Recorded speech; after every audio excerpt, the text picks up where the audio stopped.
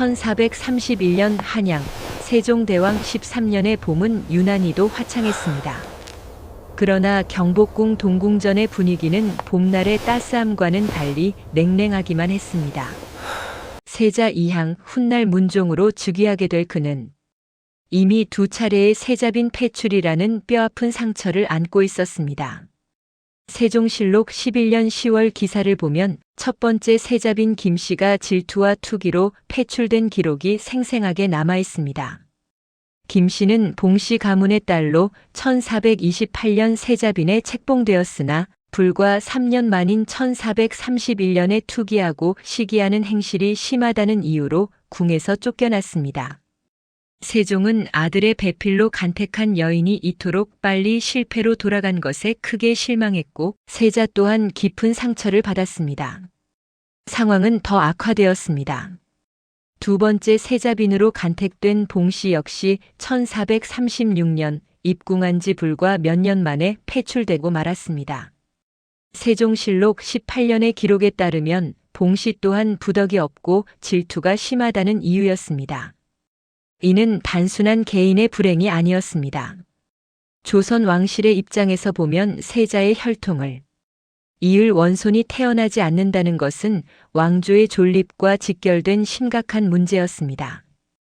당시 세종은 조선 역사상 가장 찬란한 치세를 펼치고 있었습니다. 한글을 창제하고 과학기술을 발전시키며 영토를 확장하고 문물 제도를 정비하던 바로 그 시기였습니다. 그러나 아무리 위대한 업적을 쌓아도 왕실의 혈통이 끊어진다면 모든 것이 허사가 되는 것이 군주제의 냉혹한 현실이었습니다. 고려대학교 사학과 이익주 교수의 논문 조선 초기 왕실 혼인의 정치적 의미를 보면 당시 궁궐 안팎의 분위기가 얼마나 긴박했는지 짐작할 수 있습니다. 2차례의 세자빈 폐출은 단순히 세자 개인의 불운이 아니라 왕실 전체의 위기로 받아들여졌습니다. 신하들은 세자의 대를 이을 후사가 없다는 것에 깊은 우려를 표했고 세종 또한 밤잠을 설쳤다고 전해집니다. 바로 이런 절박한 상황에서 1437년 봄 세 번째 세자빈 간택이 시작되었습니다. 세종실록 19년 3월 기사에는 간택 절차가 상세히 기록되어 있습니다. 이번만큼은 실패할 수 없었습니다. 왕실은 그 어느 때보다 신중하게 치밀하게 후보자들을 검토했습니다. 권씨는 안동권씨 가문의 딸이었습니다. 그녀의 아버지 권전은 정의품 좌참찬을 지낸 고위 관료였으며 어머니는 청주 한씨 가문 출신으로 유교적 교양을 두루 갖춘 여성이었습니다. 세종실록과 국조인물고의 기록을 종합해보면 안동권 씨는 고려시대부터 이어져 온 명문가로 학문과 충절로 이름난 집안이었습니다. 권 씨가 태어난 정확한 연도는 기록에 명확히 나타나지 않지만 대체로 1418년에서 1420년 사이로 추정됩니다. 이는 그녀가 세자빈으로 간택될 당시 17에서 19살 정도였다는 것을 의미합니다.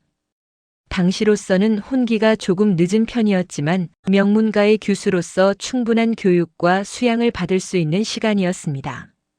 연려실 기술 권씨 편을 보면 어린 시절 권씨는 매우 온화하고 말수가 적은 아이였다고 전해집니다. 아버지 권전은 딸에게 유교 경전과 역사서를 가르쳤고 어머니는 바느질과 예절을 익히도록 했습니다. 특히 내훈과 여사서를 통해 여성의 덕목을 배웠는데 권 씨는 이를 단순히 암기하는 것이 아니라 몸과 마음으로 체득했다고 합니다. 1437년 초봄 한양 도성 안양반 가문의 교수들 사이에서는 세자빈 간택 소식이 파문처럼 번져나갔습니다. 그러나 이번 간택은 이전과 분위기가 사뭇 달랐습니다. 이미 2번이나 실패한 전례가 있었기에 간택되는 것이 영광이면서도 동시에 두려운 일이 되었던 것입니다. 세종실록 19년 4월 기사에는 간택 과정이 기록되어 있습니다. 초간택, 재간택, 3간택을 거치는 동안 왕실은 후보자들의 집안 배경은 물론이고 성품, 건강 상태, 용모까지 꼼꼼하게 살폈습니다. 특히 이번에는 온화하고 질투하지 않는 성품이 가장 중요한 기준이 되었습니다. 이전의 두 세자빈이 모두 질투와 투기로 패출되었기 때문입니다. 서울대학교 규장각 소장 왕실족보와 선원 계보기략을 교차 검토해보면 최종 3간택까지 올라간 3명의 후보 중에서 권 씨가 선택된 이유를 짐작할 수 있습니다. 그녀는 명문가 출신이면서도 겸손했고 용모가 단정하면서도 화려하지 않았으며 무엇보다 온화하고 차분한 성품이 돋보였다고 전해집니다. 1437년 7월 15일 드디어 권 씨는 세자빈으로 최종 간택되었습니다. 경복궁 근정전에서 거행된 세자빈 책봉례는 엄숙하면서도 성대했습니다. 세종실록 19년 7월 기사를 보면 세종은 친히 교명을 내려 권 씨를 세자빈으로 책봉했으며 조정 대신들과 종친들이 모두 참석하여 축하했다고 기록되어 있습니다. 그러나 화려한 의식의 이면에는 무거운 책임감이 자리하고 있었습니다. 17살 혹은 19살의 어린 신부는 이미 2번이나 실패한 자리에 올라야 했습니다. 궁궐 안팎의 시선은 따가웠고 기대는 무거웠습니다. 그녀에게 주어진 가장 중요한 임무는 단 하나, 세자의 혈통을 이을 원손을 낳는 것이었습니다. 동궁전으로 들어간 권 씨를 맞이한 것은 세자 이항이었습니다. 당시 26살이었던 세자는 이미 2번의 실패를 겪으며 많은 상처를 입은 상태였습니다. 문종실록과 세종실록의 여러 기사들을 종합해보면 세자는 학문을 좋아하고 성품이 온화했지만 잦은 병치레와 2번의 세자빈 패출로 인해 심신이 지쳐 있었습니다.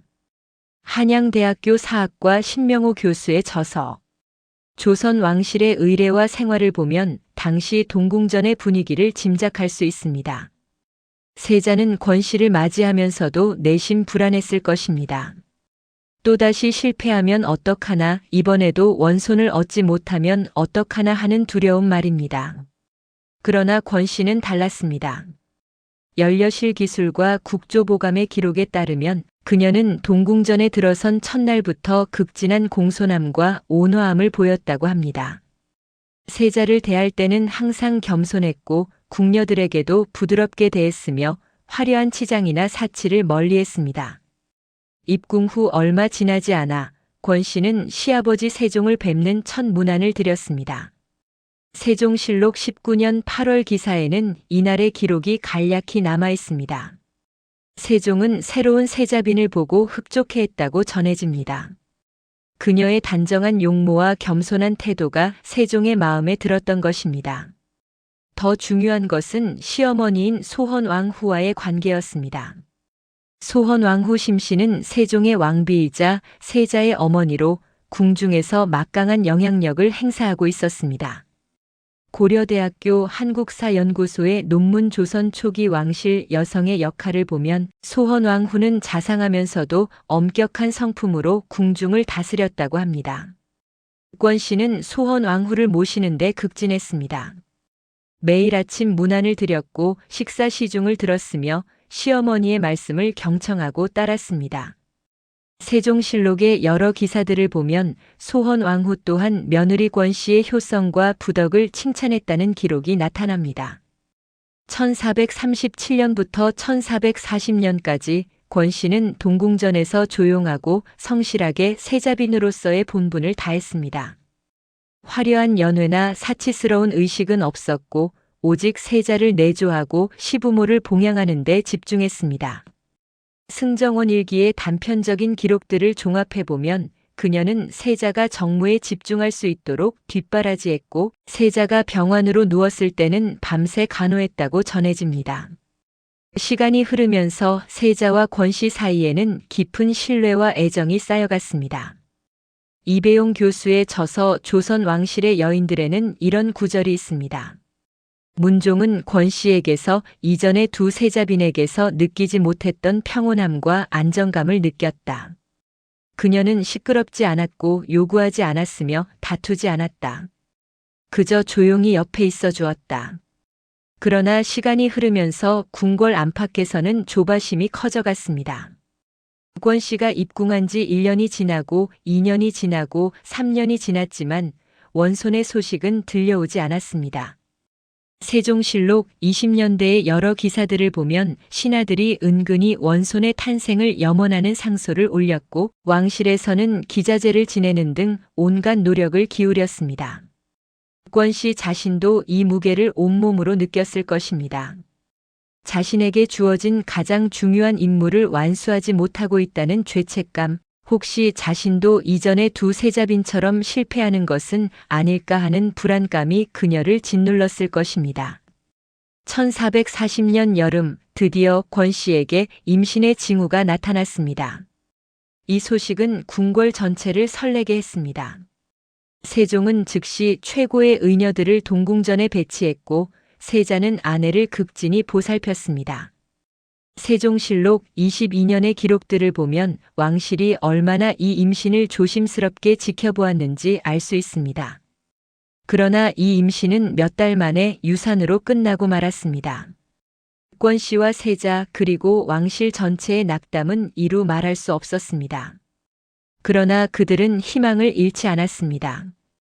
다시 시도할 수 있다는 것, 그것만으로도 이전의 두 세자빈보다는 나은 상황이었습니다.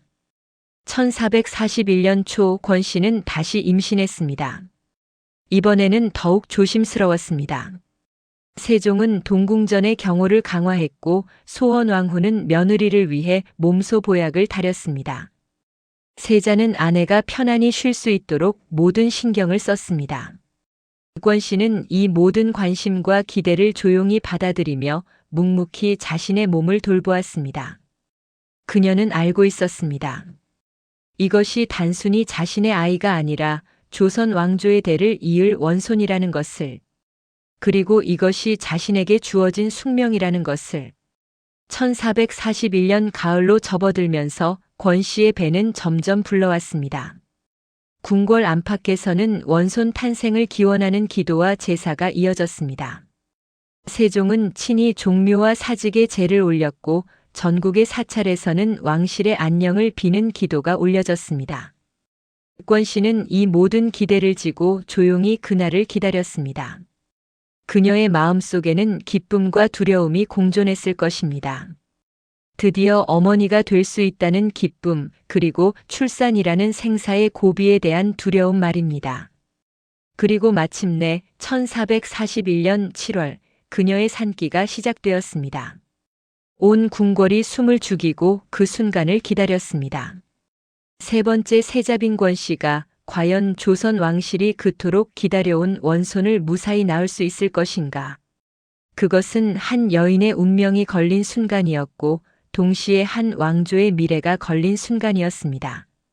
1441년 7월 8일 새벽 경복궁 동궁전에서는 긴장감이 감돌고 있었습니다. 밤사이 시작된 권 씨의 산기는 점점 더 강해지고 있었고 궁궐 전체가 숨을 죽인 채 그 순간을 기다리고 있었습니다.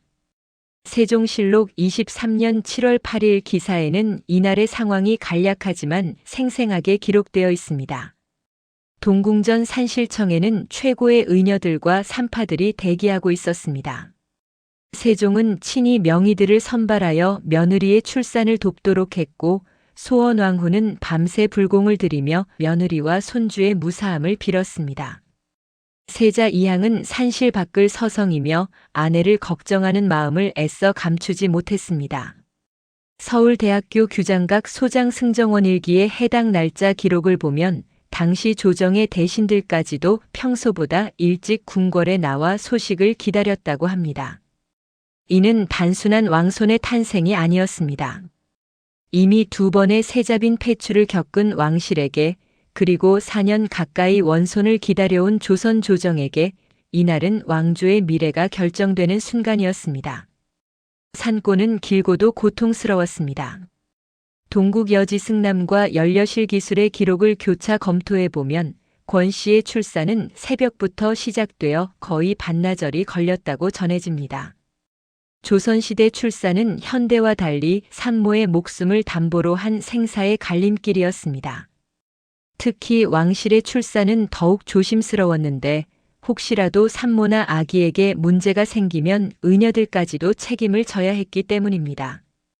고려대학교 의사학과 김두종 교수의 저서 한국의학사를 보면 조선 초기 왕실 출산의 절차와 방법이 상세히 설명되어 있습니다.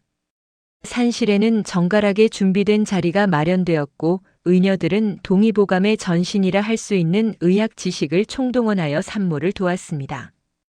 특히 세종대는 의학 발전에 큰 관심을 두었던 시기였기에 왕실의 의료 수준은 당대 최고였습니다. 권씨는 극심한 고통 속에서도 소리를 크게 내지 않으려 애썼다고 전해집니다. 국조보감의 기록에 따르면 그녀는 입술을 깨물며 참았고 의녀들의 지시에 차분히 따랐습니다. 이는 단순히 육체적 인내가 아니라 세자빈으로서 체면을 지키려는 정신적 수양의 결과였습니다. 당시 양반과 여성들은 출산의 고통 속에서도 부덕을 잃지 않아야 한다는 유교적 가르침을 받았습니다. 오전 시간이 흘러가고 해가 중천에 이를 무렵 드디어 아기의 울음소리가 산실을 가득 채웠습니다. 1441년 7월 8일 정오경 조선 왕실이 그토록 기다려온 원손이 이 세상에 태어난 것입니다. 세종실록 23년 7월 8일 기사는 이렇게 기록하고 있습니다. 세자빈이 원손을 낳으니 상세종이 크게 기뻐하시다. 의녀가 아기를 받아들고 원손이옵니다. 라고 외치는 순간 산실 밖에서 기다리던 모든 이들의 얼굴에 환희가 번졌습니다. 세자는 안도의 한숨을 쉬었고 세종은 즉시 종묘에 고하라는 명을 내렸습니다. 소헌왕후는 눈물을 흘리며 하늘에 감사의 기도를 올렸습니다. 한양대학교 사학과 한영우 교수의 저서 조선 왕조 500년사를 보면 원손의 탄생이 지닌 정치적 의미가 잘 설명되어 있습니다. 원손은 단순히 왕의 손자가 아니라 왕위 계승의 적통을 의미했습니다. 세종-문종- 원손으로 이어지는 정통 혈통이 확립된 것입니다.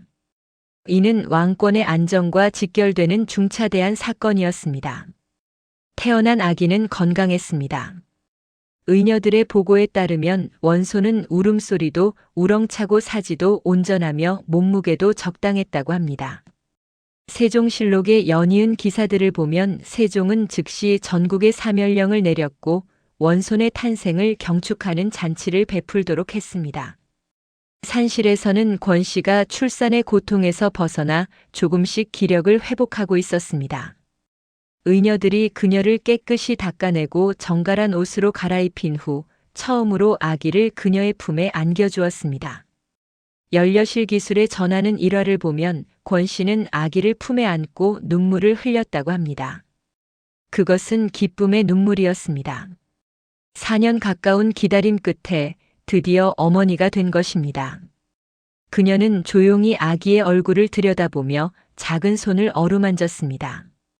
이 작은 생명이 바로 조선의 미래를 짊어질 원손이라는 것, 자신이 그토록 간절히 바라던 아들이라는 것을 실감하며 권씨는 말로 닿을 수 없는 행복을 느꼈을 것입니다.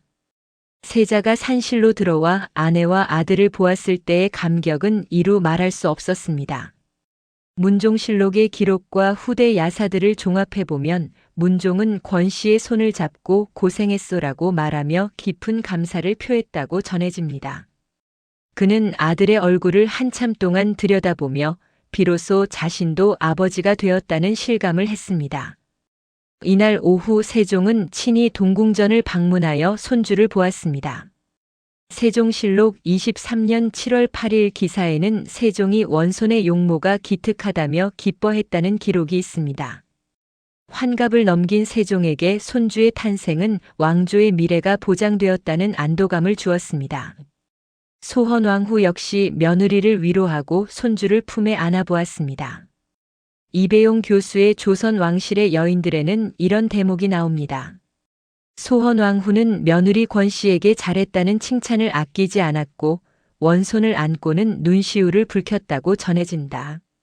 그녀 또한 2번의 세자빈 실패를 지켜본 터라 이번 원손의 탄생이 얼마나 값진 일인지 누구보다 잘 알고 있었다. 7월 9일 원손 탄생의 소식은 한양 도성 전체로 그리고 전국으로 퍼져나갔습니다. 세종실록 23년 7월 9일부터 연이은 기사들을 보면 궁궐에서는 경축 행사가 준비되었고 조정 대신들은 축하 상소를 올렸으며 백성들은 거리에서 기뻐하며 춤을 추었다고 기록되어 있습니다. 세종은 원손의 이름을 홍이라고 지었습니다. 이 아이가 바로 훗날 비극적인 운명을 맞이하게 될 단종입니다. 하지만 이 순간만큼은 아무도 그 미래를 알지 못했습니다. 모두가 행복했고 모두가 희망에 차 있었습니다. 경축 연회가 열렸습니다. 세종실록 23년 7월의 여러 기사들을 보면 궁궐에서는 며칠에 걸쳐 잔치가 베풀어졌고 공신들과 종친들, 고위 관료들이 모두 참석하여 원손의 탄생을 축하했습니다. 세종은 관대한 사멸령을 내려 죄수들을 석방했고 전국의 백성들에게 세금을 감면해 주었습니다. 국권씨는 산실에서 회복하며 이 모든 소식을 들었습니다. 궁녀들이 전해주는 경축 소식, 백성들의 환호, 신하들의 축하를 들으며 그녀는 자신이 해낸 일의 의미를 깨달았습니다. 단순히 아들을 낳은 것이 아니라 왕조의 미래를 지켜낸 것이었습니다. 서울대학교 국사학과 이태진 교수의 논문 조선 초기 왕실 의례의 정치적 의미를 보면 원손 탄생은 왕권 강화의 결정적 계기였다고 분석됩니다. 세종은 이미 재위 20년을 넘긴 노년의 왕이었고 세자 또한 건강이 좋지 않았습니다. 만약 원손이 없었다면 왕위 계승을 둘러싼 혼란이 일어날 수도 있었습니다. 그러나 원손의 탄생으로 3대에 걸친 정통성이 확립된 것입니다. 7월 10일 권씨는 처음으로 자리에서 일어나 거동할 수 있었습니다. 의녀들의 지극한 보살핌 덕분에 그녀의 회복은 순조로웠습니다. 그녀는 거울을 보며 출산으로 수척해진 자신의 얼굴을 확인했지만 눈빛만은 이전과 달리 밝게 빛나고 있었습니다. 그날 저녁 세자가 다시 산실을 찾아왔습니다. 그는 아내의 손을 잡고 말했습니다. 당신 덕분이요. 권씨는 고개를 숙이며 조용히 대답했습니다. 마마의 은혜입니다. 이 짧은 대화 속에는 부부 사이에 깊은 신뢰와 애정이 담겨 있었습니다. 그날 밤 권씨는 요람 옆에서 잠든 아들을 바라보았습니다. 작은 가슴이 규칙적으로 오르내리는 것을 보며 그녀는 어머니로서의 사랑을 온전히 느꼈습니다. 이 아이가 훗날 세자가 되고 왕이 될 것이라는 것을 생각하니 막중한 책임감도 함께 밀려왔습니다. 연려실 기술의 전하는 일화를 보면 권씨는 이날 밤 궁녀에게 이렇게 말했다고 합니다. 이 아이를 어찌 키워야 할까요? 바르고 어진 임금이 되도록 말입니다. 그녀는 이미 단순한 어머니를 넘어서 미래의 왕을 키워야 할 국모로서의 책임을 생각하고 있었던 것입니다. 7월 11일 원손은 정식으로 목욕제계 의식을 거쳤습니다. 국조 오레이에 기록된 왕실 의례에 따라 원손은 깨끗한 물로 목욕하고 새 옷을 입혔습니다. 이는 왕실의 일원으로서 정식으로 인정받는 의식이었습니다. 권씨는 침상에서 이 의식을 지켜보았습니다. 아직 몸이 완전히 회복되지 않았지만 아들의 중요한 의식을 놓치고 싶지 않았습니다. 그녀는 의녀들이 아기를 조심스럽게 다루는 모습을 보며 어머니로서의 본능적인 보호 욕구를 느꼈습니다. 성균관 대학교 동아시아 학술원의 연구 보고서 조선시대 출산과 육아 문화를 보면 당시 왕실에서는 원손의 탄생 후 100일까지를 가장 조심스럽게 관리했다고 합니다. 특히 첫 3일, 첫 7일, 첫 21일이 중요했는데 이 기간 동안 산모와 아기 모두를 특별히 보호했습니다. 권씨는 이 모든 과정을 성실히 따랐습니다. 의녀들이 권하는 보약을 빠짐없이 먹었고 아기에게 젖을 물리며 어머니로서의 역할을 다했습니다. 동의보감에 나오는 산후조리법을 철저히 지켰고 찬 기운이나 나쁜 기운이 들어오지 못하도록 산실의 환경을 조심스럽게 관리했습니다. 7월 12일 아침 권씨는 기분이 좋았습니다. 출산 후 나흘째 되는 날이었지만 그녀는 빠르게 회복하고 있었습니다. 아침 일찍 아기에게 젖을 물리고 궁녀들과 함께 아침 식사를 들었습니다. 의녀들은 권씨의 회복 상태가 매우 좋다고 보고했습니다. 오전 시간 세자가 다시 산시를 방문했습니다. 그는 아내의 안색이 좋아진 것을 보고 안심했습니다.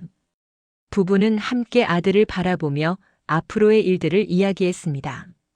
아이의 이름, 아이의 장래, 아이가 자라서 배워야 할 것들에 대해 이야기를 나누었습니다. 이것이 권 씨에게 주어진 마지막 평온한 시간이었습니다. 그녀는 이것을 알지 못했습니다.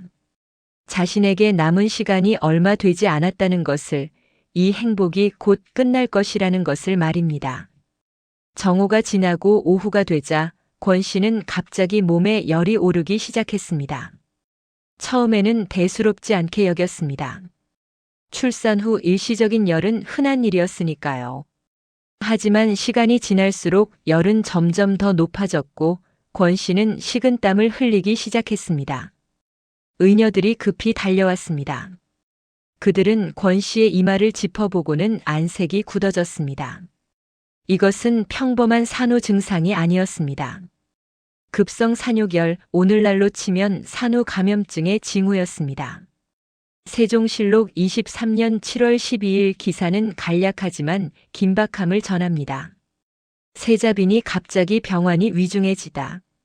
단 한 줄의 기록이지만 그 뒤에 숨겨진 궁궐의 혼란과 공포를 짐작할 수 있습니다. 저녁 무렵 권 씨의 상태는 급격히 악화되었습니다.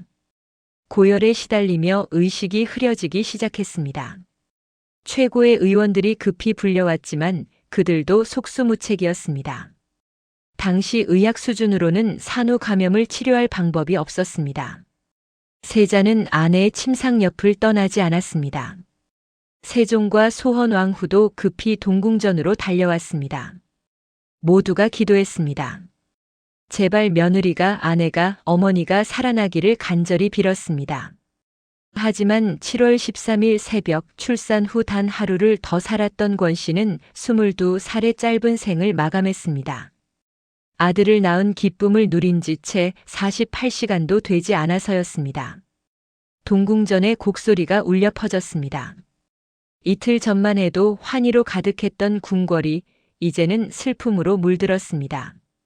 온 나라의 기쁨이 순식간에 비탄으로 변한 순간이었습니다.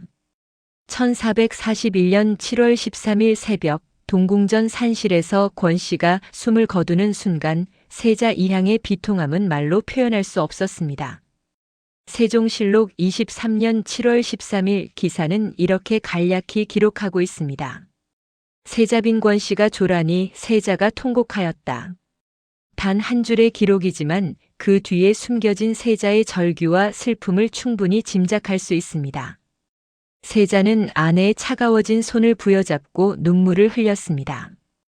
불과 이틀 전까지만 해도 아들의 탄생을 함께 기뻐하며 미래를 꿈꾸던 아내였습니다. 함께 아기를 바라보며 행복해하던 그 미소가 이제는 영원히 볼 수 없게 되었습니다. 세자의 곡소리는 동궁전을 넘어 궁궐 전체로 퍼져나갔고 그 소리를 들은 모든 이들이 함께 눈물을 흘렸습니다. 세종과 소헌왕후도 급히 산실로 들어왔습니다. 소헌왕후는 며느리의 시신 앞에서 오열했습니다. 불과 며칠 전만 해도 원손을 낳아 왕실의 기쁨을 안겨준 며느리가 이제는 차가운 주검이 되어 누워 있었습니다.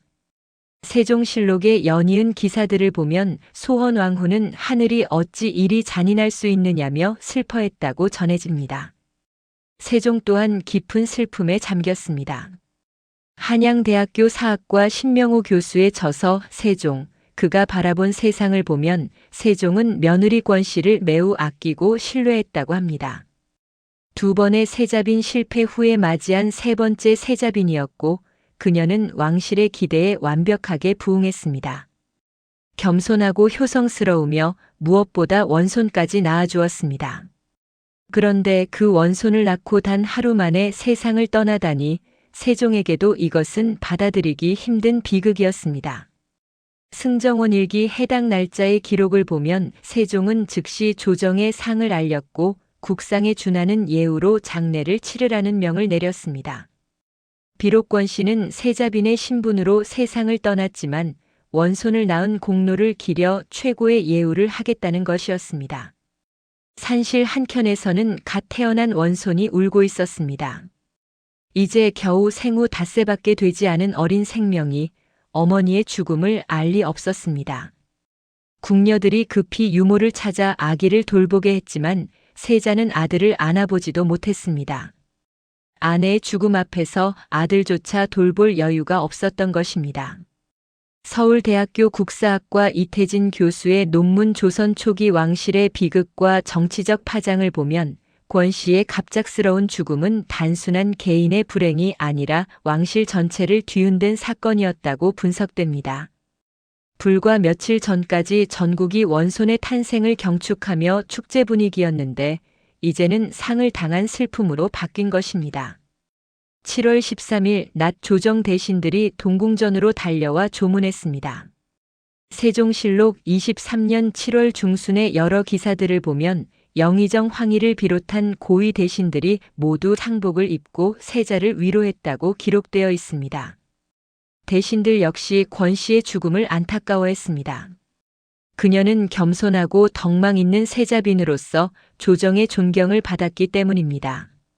세자는 대신들의 위로에 제대로 답하지도 못했습니다. 그는 아내의 시신이 안치된 빈전 앞을 떠나지 않았고 음식도 거의 입에 대지 않았습니다. 문종실록의 기록과 후대 사료들을 종합해보면 세자는 아내의 죽음으로 큰 상심에 빠졌고 이는 그의 건강에도 악영향을 미쳤다고 전해집니다. 고려대학교 의사학과 김두종 교수의 연구에 따르면 권 씨의 사인은 산용열, 즉 산후 감염증이었을 가능성이 높습니다. 당시 의학 수준으로는 세균 감염이라는 개념조차 없었고 따라서 항생제도 없었습니다. 출산 후 산도나 자궁에 세균이 침투하면 급격히 폐혈증으로 진행되었고 이는 거의 치명적이었습니다. 동의보감의 후대 기록을 보면 산후에 갑자기 고열이 나고 의식이 혼미해지는 증상을 산후열병이라고 불렀는데 이것이 바로 산용열을 지칭하는 것이었습니다. 당시로서는 최고 수준의 왕실 의료진도 이를 막을 방법이 없었습니다. 다만 찬물로 열을 식히고 약초를 달여 먹이는 정도가 전부였습니다. 이배용 교수의 저서 조선 왕실의 여인들에는 이런 대목이 나옵니다. 권 씨의 죽음은 조선시대 출산의 위험성을 극명하게 보여주는 사례다. 아무리 왕실이라 해도 아무리 최고의 의료진이 대기하고 있어도 산용열 앞에서는 속수무책이었다.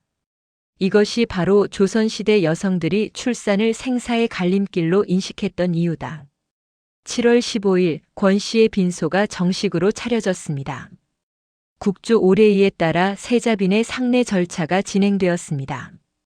세종은 특별히 배려하여 빈소를 동궁전 인근에 설치하도록 했고 세자가 곁을 떠나지 않을 수 있도록 배려했습니다. 세종실록 23년 7월 15일 기사에는 빈소 설치와 함께 조문객들의 행렬이 이어졌다고 기록되어 있습니다. 한양 도성의 백성들도 세자빈의 죽음을 애도했습니다.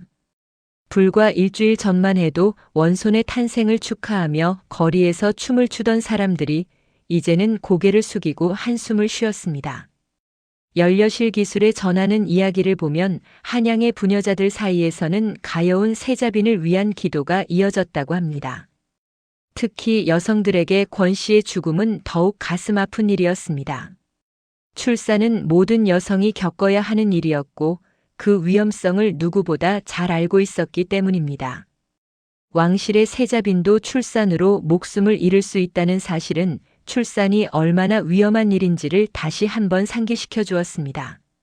세자는 빈소 앞에서 사무제까지 계속 지켰습니다.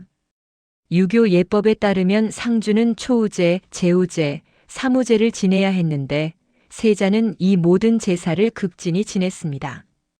승정원 일기의 기록을 보면 세자는 제사 때마다 목 놓아 울었고 신주 앞에서 아내의 이름을 부르며 통곡했다고 전해집니다. 성균관 대학교 동아시아 학술원의 연구 보고서 조선시대 상례 문화를 보면 당시 왕실의 상례는 매우 엄격하고 복잡한 절차를 따랐다고 합니다. 특히 세자빈의 상례는 국상에 준하는 예우로 치러졌기 때문에 모든 절차가 국조 오례의에 명시된 대로 진행되었습니다. 7월 20일경 세종은 며느리 권씨에게 시호를 내리기로 결정했습니다. 비록 왕비에 오르지 못하고 세자빈으로 세상을 떠났지만 원손을 낳은 공로를 기려 왕후의 예우를 하겠다는 것이었습니다. 이는 매우 이례적인 조치였습니다.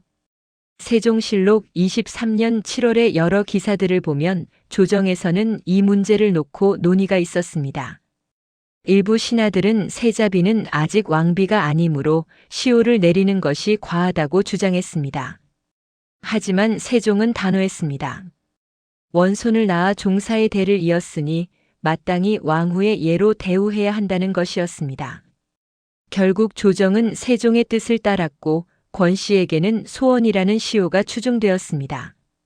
한양대학교 사학과 한영우 교수의 저서 조선 왕조 500년사를 보면 이 시호는 훗날 문종이 즉위한 후 다시 현덕으로 바뀌게 된다고 설명합니다. 하지만 1441년 당시에는 소원 세자빈으로 추중되었고 이는 그녀가 비록 생전에 왕비가 되지 못했지만 죽어서는 왕후의 예우를 받게 되었음을 의미했습니다. 장지를 정하는 일도 신중하게 진행되었습니다. 세종실록 23년 8월 초의 기사들을 보면 풍수지리학의 밝은 관리들이 여러 곳을 답사했고 최종적으로 현재의 경기도 남양주 지역이 선정되었습니다. 이곳은 한양에서 그리 멀지 않으면서도 길지로 평가받는 곳이었습니다. 8월 중순 드디어 권씨의 장례가 치러졌습니다. 국조 오례이에 따라 영구가 궁궐을 떠나 장지로 향했고 세자는 직접 상여를 따라 걸으며 아내를 마지막으로 배웅했습니다. 세종실록 23년 8월 기사에는 장례 행렬이 매우 장엄했으며 많은 백성들이 길가에 나와 조문했다고 기록되어 있습니다. 서울대학교 규장각 소장 왕실족보의 기록을 보면 권씨의 능은 처음에는 단독으로 조성되었으나 훗날 남편 문종이 승하한 후 현능으로 합장되었다고 합니다. 하지만 1441년 당시에는 세자빈의 능으로 조성되었고 소원 세자빈 묘라는 비석이 세워졌습니다. 장례를 마친 세자는 궁궐로 돌아왔지만 오랫동안 상심에서 벗어나지 못했습니다. 문종실록과 후대 사료들을 종합해보면 문종은 아내 권씨의 죽음을 평생 잊지 못했고 재혼 후에도 종종 권씨를 그리워했다고 전해집니다.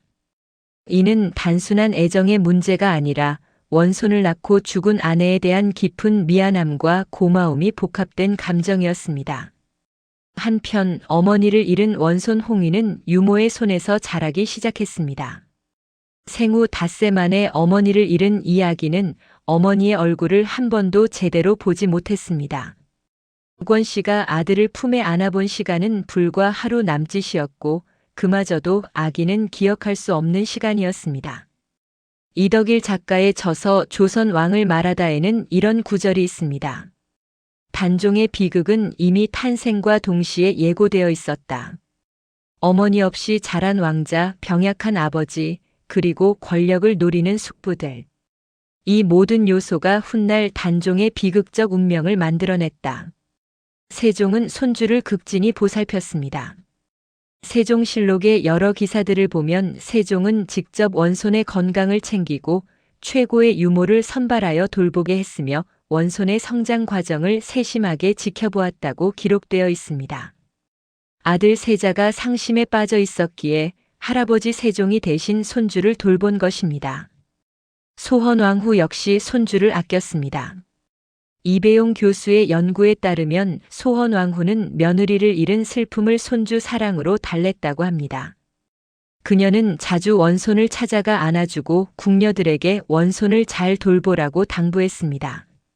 그러나 아무리 할아버지와 할머니의 사랑이 깊어도 어머니의 빈자리를 채울 수는 없었습니다. 권씨는 단 하루의 어머니였지만 그 하루를 위해 4년을 기다렸고 목숨을 바쳤습니다. 그리고 그 대가로 얻은 것은 자신의 이름이 역사에 남는 것뿐이었습니다. 1441년 가을이 되었습니다.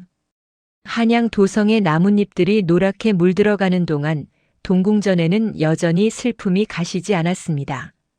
세자는 매일 아침 아내의 신이 앞에 절을 올렸고 원손을 안아보면서도 눈시울을 붉혔습니다.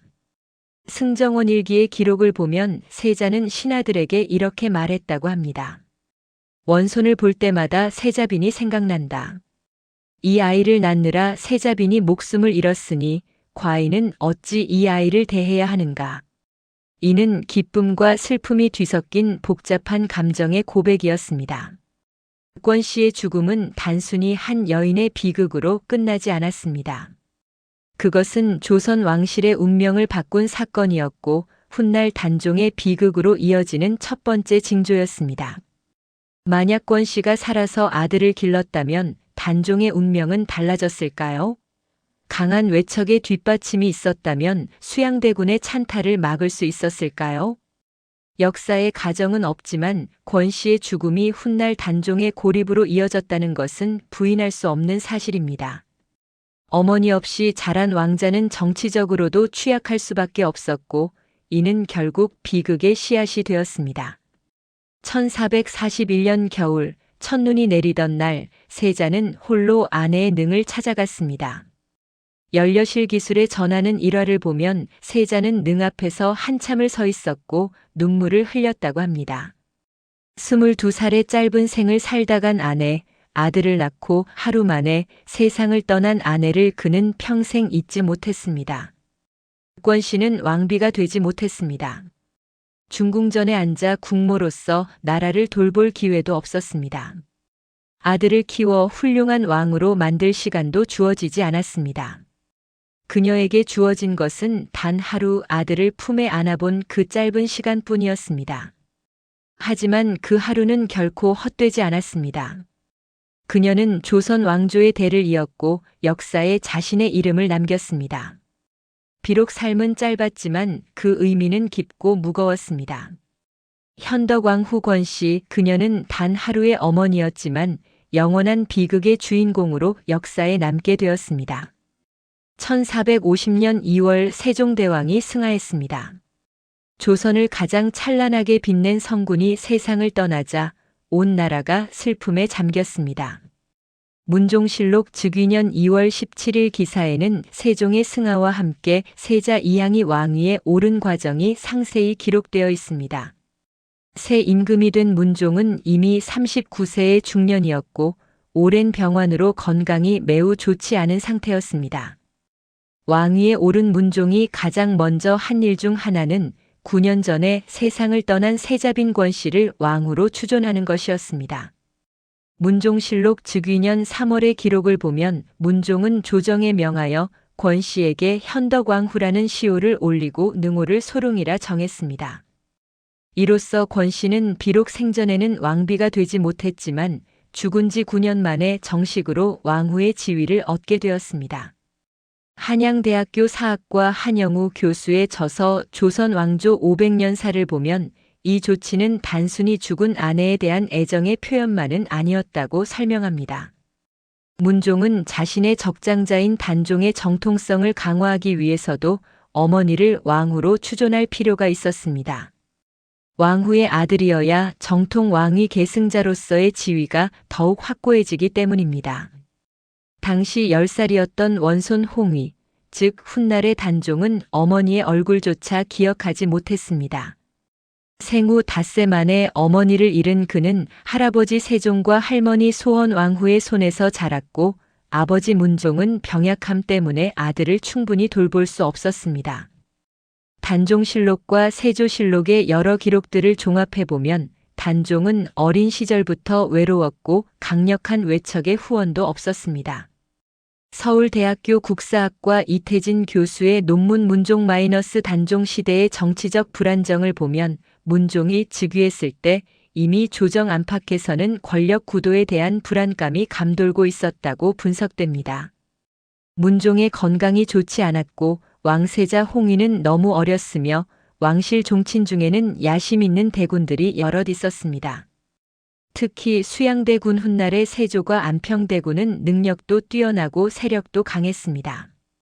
문종은 이런 불안한 정세 속에서도 아들 홍위를 세자로 책봉하고 자신의 뒤를 이을 후계자로 확실히 정했습니다. 문종실록 원년 4월의 기사를 보면 10살의 홍의가 세자로 책봉되는 의식이 거행되었고 문종은 신하들에게 세자를 잘 보필하라고 신신당부했다고 기록되어 있습니다. 그러나 문종의 재위는 너무나 짧았습니다. 즉위한 지 불과 2년 3개월 만인 1452년 5월 14일 문종은 39세의 나이로 경복궁 강령전에서 승하했습니다. 문종실록 2년 5월 14일 기사는 이렇게 기록하고 있습니다. 임금께서 강령전에서 승하하시니 나이 39세여 재위 2년 3개월이었다. 고려대학교 사학과 민현구 교수의 연구 조선 초기 정치사를 보면 문종의 이른 죽음은 조선 왕실에 엄청난 파장을 일으켰다고 합니다. 불과 12살의 어린 세자가 왕위에 올라야 하는 상황이 된 것입니다. 더욱이 이 어린 왕에게는 어머니도 강력한 외척도 없었습니다. 1452년 윤호월 18일 세자 홍의가 즉위하여 단종이 되었습니다. 단종실록 즉위년 윤호월 18일 기사에는 12살 소년이 왕위에 오르는 과정이 기록되어 있습니다. 너무나 어린 나이였습니다. 조정을 이끌 경험도 신하들을 제어할 권위도 부족했습니다. 무엇보다 그를 지켜줄 강력한 보호자가 없었습니다. 문종은 죽기 전에 영의정 황보인, 좌의정 김종서 등 원로 대신들에게 어린 아들을 부탁했습니다. 문종실록 2년 5월의 기록을 보면 문종은 세자가 어린이 경들이 잘 보필하여 나라를 편안히 하라고 유언했다고 전해집니다.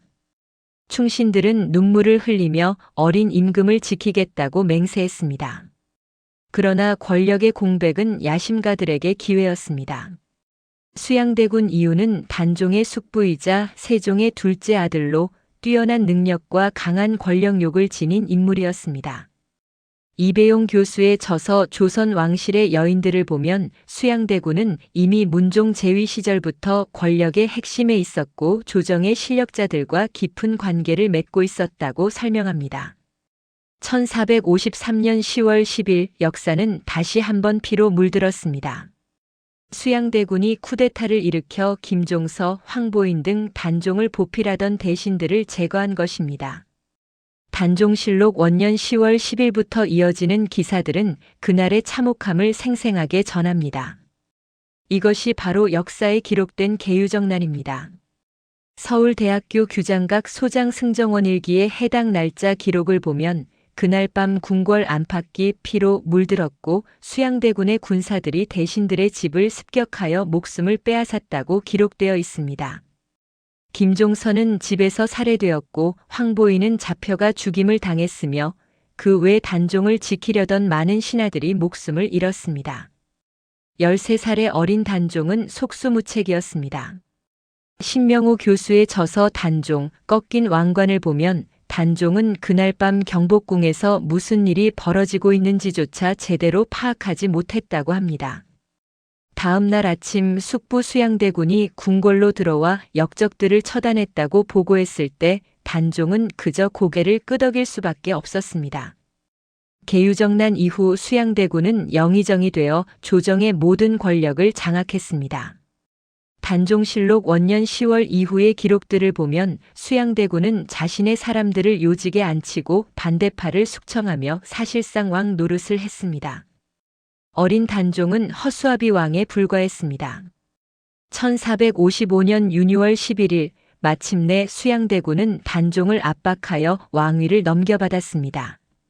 세조실록 즉위년 윤유월 11일 기사에는 이 장면이 기록되어 있습니다. 표면적으로는 선위, 즉 왕이 스스로 물러나 조카에게 자리를 물려준 것처럼 보이지만 실제로는 강압적인 찬탈이었습니다. 이덕일 작가의 저서 조선 왕을 말하다는 이를 조선 역사상 가장 노골적인 왕위 찬탈이라고 평가합니다. 15살의 단종은 왕위에서 물러나 상왕이 되었습니다. 명목상으로는 여전히 높은 지위였지만 실제로는 모든 권력을 잃었습니다. 새로운 왕이 된 수양대군은 세조로 즉위했고 단종은 창덕궁에서 쓸쓸한 나날을 보내야 했습니다. 그러나 세조에게도 불안은 계속되었습니다. 단종이 살아있는 한 왕위를 되찾으려는 시도가 있을 수 있었습니다. 실제로 1456년 6월 성삼문, 박팽년 등 단종 복위를 꾀하는 신하들의 거사가 발각되었습니다. 세조실록 2년 6월의 기록들을 보면 이른바 사육신 사건으로 불리는 이 거사는 실패로 끝났고 참여한 신하들은 모두 처형되었습니다. 한양대학교 사학과 이익주 교수의 논문 세조의 왕권 강화와 단종 처리를 보면 사육신 사건 이후 세조는 단종을 더 이상 내버려둘 수 없다고 판단했다고 분석합니다. 1457년 6월 세조는 단종을 노산군으로 강등하여 영월로 유배 보냈습니다. 세조실록 3년 6월 기사에는 단종이 울며 궁궐을 떠나는 모습이 간략히 기록되어 있습니다. 영월로 유배된 단종은 그해 10월 결국 사사되었습니다. 17살의 나이였습니다. 세조실록 3년 10월 24일 기사는 냉정하게 노산군이 영월에서 죽었다고만 기록하고 있습니다. 하지만 실제로는 세조의 명을 받은 사람들이 단종을 죽인 것이었습니다. 어떤 기록은 목을 매달아 죽였다고 하고 어떤 기록은 자결을 강요당했다고 전합니다. 단종의 죽음은 비극의 끝이 아니었습니다. 세조는 더 나아가 단종의 어머니 현덕왕후 권씨의 능까지 손을 댔습니다. 세조실록 3년 11월의 기록을 보면 세조는 권씨의 왕후 추존을 취소하고 능을 폐하라는 명을 내렸습니다. 이는 조선 역사상 유례없는 폐륜이었습니다. 서울대학교 국사학과 정두혜 교수의 연구 세조대의 정치적 탄압에 따르면 세조가 이런 극단적인 조치를 취한 이유는 단종과 관련된 모든 것을 지우고 자신의 왕위 찬탈을 정당화하기 위함이었다고 합니다. 단종의 어머니를 왕후에서 끌어내림으로써 단종이 정통 왕위 계승자가 아니었다는 명분을 만들려 한 것입니다. 1457년 11월 충격적인 일이 벌어졌습니다. 세조의 명을 받은 관리들이 경기도 남양주에 있던 현덕왕후의 능을 파헤친 것입니다. 고려대학교 한국사연구소의 논문 조선시대 능묘 관리와 정치를 보면 이는 유교 윤리로 볼 때 상상할 수 없는 만행이었다고 설명합니다. 죽은 사람의 무덤을 파헤치는 것은 최악의 불효이자 폐륜이었습니다. 연려실 기술과 후대 야사들을 종합해보면 관리들은 능을 파헤쳐 권씨의 관을 꺼냈고 그 관을 한강에 버렸다고 전해집니다. 일설에는 관을 물에 띄워 보냈다고도 하고 일설에는 땅에 버렸다가 다시 물에 버렸다고도 합니다. 어느 쪽이든 이는 죽은 자에 대한 극도의 모욕이자 잔인한 처사였습니다. 당시 이 소식을 들은 백성들은 경악했습니다. 아무리 왕명이라 해도 어찌 죽은 왕후의 능을 파헤칠 수 있단 말인가. 이배용 교수의 조선 왕실의 여인들에는 이런 대목이 나옵니다. 세조의 이 처사는 당대인들에게도 충격이었고 후대 역사가들에게는 용서받을 수 없는 폐륜으로 기록되었다. 산 사람을 죽이는 것도 모자라 죽은 사람의 무덤까지 파헤친 것은 세조 스스로 자신의 찬탈이 얼마나 불의했는지를 증명하는 것이었다. 그러나 이 끔찍한 이야기에는 희미한 빗줄기가 있었습니다. 동국여지 승남과 지역 향토사 기록들을 보면 한강에 버려진 권씨의 관은 하류로 떠내려가다가 경기도 양평 근처에서 한 어부에게 발견되었다고 합니다. 어부와 지역 주민들은 이것이 왕후의 관임을 알아차리고 몰래 건져 올렸습니다. 성균관 대학교 동아시아 학술원의 연구 보고서 조선시대 민중의 저항과 연대를 보면 이 사람들은 목숨을 걸고 권씨의 관을 숨겨두었다가 은밀하게 매장했다고 합니다. 세조의 감시망을 피해 비밀리에 장례를 치른 것입니다. 이것이 훗날 영릉의 전신이 되었습니다. 권씨는 이렇게 죽어서도 평안하지 못했습니다. 아들을 낳고 하루 만에 죽은 것도 비극이었는데 죽은 지 16년 만에 능이 파헤쳐지고 관이 강물에 버려지는 치욕을 당했습니다. 그녀가 목숨 바쳐 낳은 아들은 숙부에게 왕위를 빼앗기고 죽임을 당했고 그 여파로 어머니인 자신까지 능욕당한 것입니다. 이덕일 작가의 저서는 이렇게 평가합니다. 현덕왕후의 비극은 단종의 비극과 하나로 연결되어 있다. 어머니가 일찍 죽었기에 아들은 보호자 없이 자랐고 보호자 없이 자란 아들은 권력의 희생양이 되었으며 희생당한 아들 때문에 어머니는 죽어서도 평안을 얻지 못했다. 이것이 바로 15세기 조선 왕실의 가장 어두운 그림자였다. 1457년 겨울 한양 도성에는 눈이 내렸습니다. 하얀 눈은 세조의 죄악을 덮었지만 역사는 모든 것을 기억하고 있었습니다. 권씨의 관을 건져 숨겨준 사람들의 이름은 전해지지 않지만 그들의 의로운 행동은 역사에 남았습니다. 그리고 그 의로움은 훗날 권씨가 복권되는 밑거름이 되었습니다. 세조가 세상을 떠난 것은 1468년 9월 8일이었습니다. 세조실록 14년 9월 8일 기사에는 52세의 나이로 왕이 승하했다고 기록되어 있습니다. 재위 13년 동안 강력한 왕권을 행사했던 세조였지만 말년에는 심한 피부병으로 고통받았다고 전해집니다. 이를 두고 후대 사람들은 단종과 현덕왕후를 박해한 죄업 때문이라고 수군거렸습니다. 세조의 뒤를 이어 즉위한 예종은 재위 1년 만에 승하했고 1469년 예종의 조카인 성종이 13살의 어린 나이로 왕위에 올랐습니다. 성종실록 즉위년의 기록들을 보면 어린 왕을 대신하여 대왕 대비 정희왕 후 세조의 비가 수렴청정을 했습니다. 아직 세조의 그림자가 궁궐을 지배하고 있던 시기였습니다. 그러나 시간이 흐르면서 조정의 분위기는 조금씩 변하기 시작했습니다. 서울대학교 국사학과 한충의 교수의 논문 성종대 정치개혁과 과거 청산을 보면 성종이 친정을 시작한 1476년 이후 점차 단종과 관련된 문제들이 재조명되기 시작했다고 분석됩니다. 사육신을 비롯한 충신들을 기리는 목소리가 조심스럽게 나오기 시작한 것입니다. 1516년 중종 11년의 일입니다. 중종실록 11년 7월 기사를 보면 조정에서 단종 복권에 대한 논의가 처음으로 공식적으로 제기되었습니다. 이조판서 안당을 비롯한 신하들이 노산군단종은 억울하게 죽임을 당했으니 마땅히 복권되어야 한다고 상소를 올린 것입니다. 하지만 중종은 선왕 세조의 일을 함부로 논할 수 없다며 조심스러운 태도를 보였습니다. 한양대학교 사학과 이익주 교수의 저서 조선의 역사 바로잡기를 보면 단종 복권 논의는 매우 민감한 정치적 사안이었다고 설명합니다. 단종을 복권한다는 것은 곧 세조의 왕위 찬탈을 불의로 인정하는 것이었고 이는 세조의 후손인 현재 왕실의 정통성에도 영향을 미치는 문제였기 때문입니다. 그러나 정의를 바로잡아야 한다는 목소리는 점점 커져갔습니다. 1698년 숙종 24년에 이르러서야 비로소 역사적인 결정이 내려졌습니다.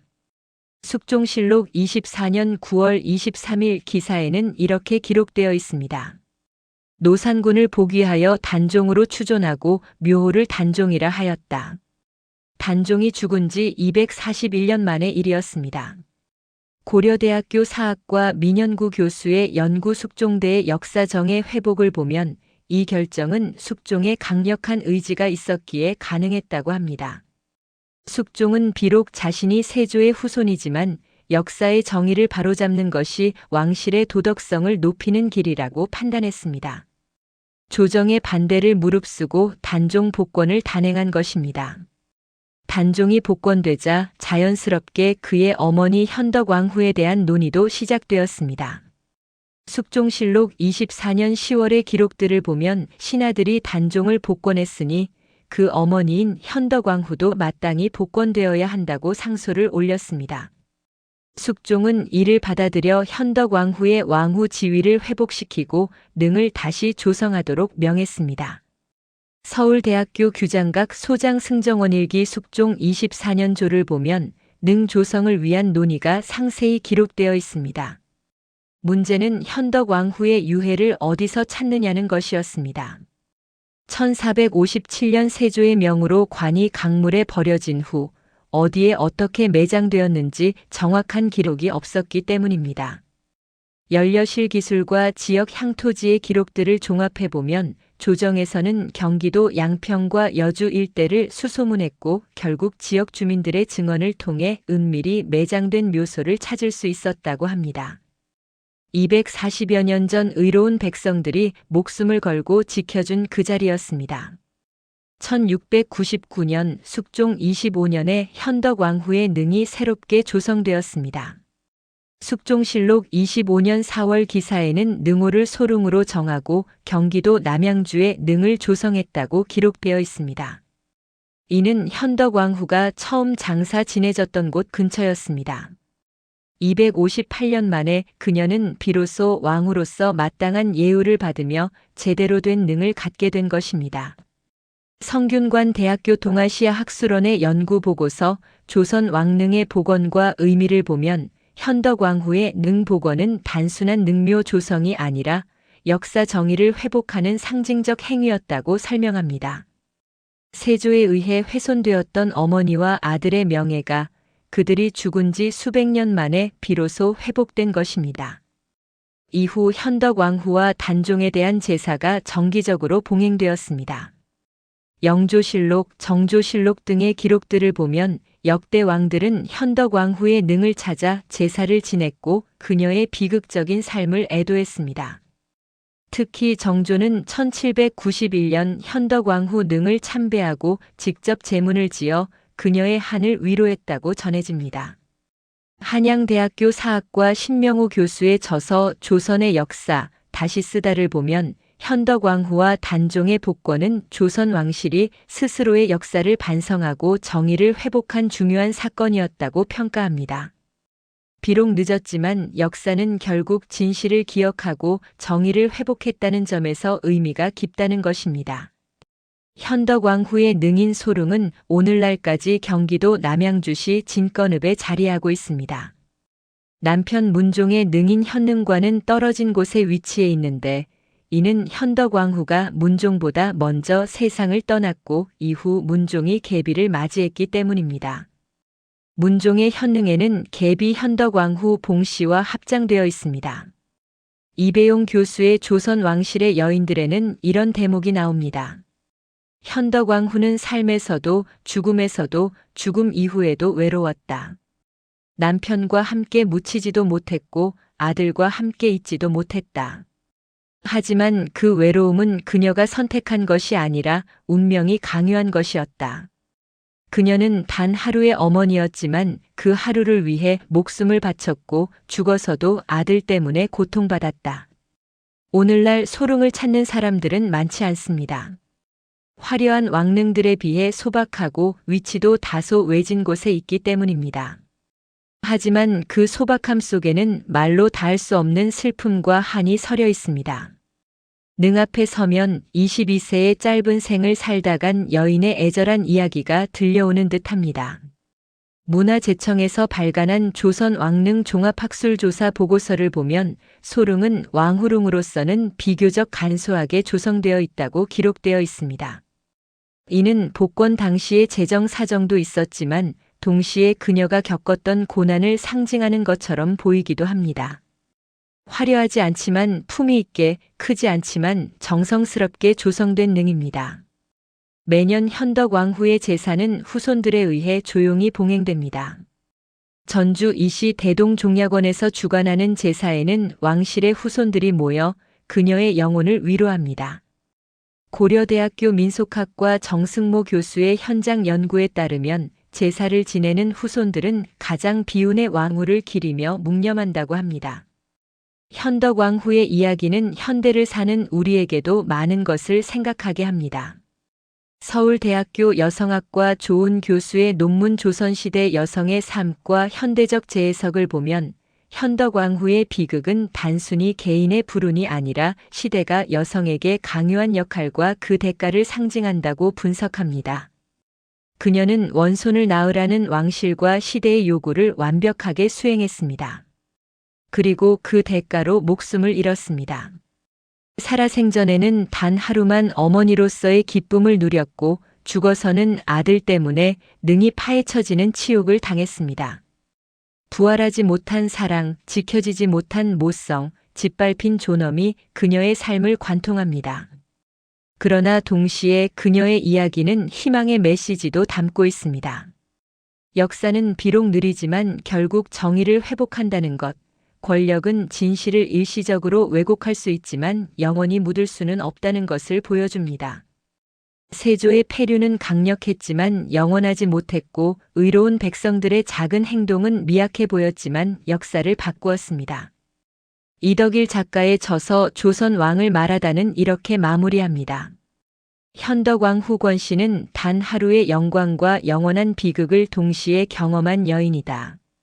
그러나 그 비극은 헛되지 않았다. 그녀의 이야기는 500년이 지난 지금도 우리에게 전해지며 권력의 폭력과 역사의 정의에 대해 생각하게 만든다. 그것이 바로 역사가 우리에게 주는 교훈이다. 오늘도 남양주 소릉에는 바람이 붑니다. 그 바람은 500년 전 22살 젊은 나이에 세상을 떠난 여인의 한숨 같기도 하고 아들을 지키지 못한 어머니의 눈물 같기도 합니다. 하지만 동시에 그 바람은 정의가 결국 승리한다는 희망의 메시지를 전하고 있습니다. 현덕왕후 권씨. 그녀는 조선 역사상 가장 짧은 시간 동안 어머니였던 여인입니다. 그러나 그 짧은 시간은 한 시대를 관통하는 비극이 되었고 영원히 기억될 이야기가 되었습니다. 단 하루의 영광, 영원한 비극, 그리고 500년 만의 복권. 이것이 바로 현덕왕후가 우리에게 남긴 역사입니다.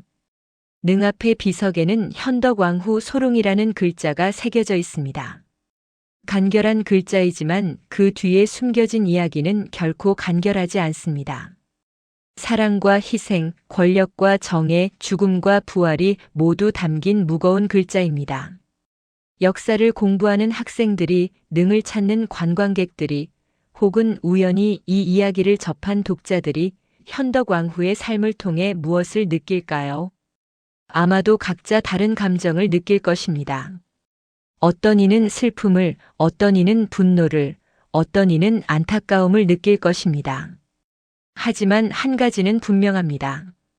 현덕왕후 권씨는 단순히 역사책 속 이름이 아니라 우리와 같은 감정을 가진 한 사람의 여성이었다는 것입니다. 아들을 낳는 기쁨을 느꼈고 어머니로서의 사랑을 품었으며 짧았지만 의미 있는 삶을 살았던 한 인간이었습니다. 그녀의 이야기는 끝났지만 그 이야기가 전하는 메시지는 여전히 현재 진행형입니다.